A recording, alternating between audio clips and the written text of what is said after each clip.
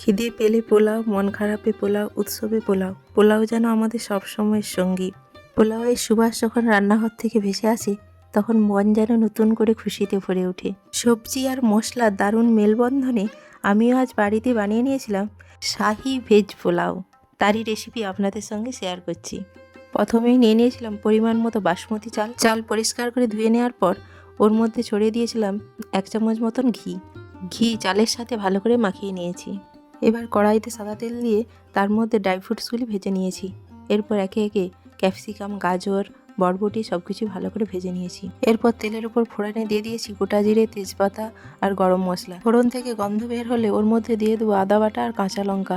আদা বাটা আর কাঁচা লঙ্কা থেকে কাঁচা গন্ধ চলে গেলে ওর মধ্যে চাল দিয়ে ভালো করে চালগুলি ভেজে নেব। এরপর যেই পরিমাণ চাল নিয়েছিলাম তার ডবল পরিমাণ জল নিয়ে চালগুলি সেদ্ধ হতে দেবো। চাল সেদ্ধ হয়ে গেলে ওর মধ্যে সমস্ত ভাজা সবজি, ড্রাই ফ্রুটস, চিনি, লবণ মিশিয়ে নিলে রেডি আজকের রেসিপি।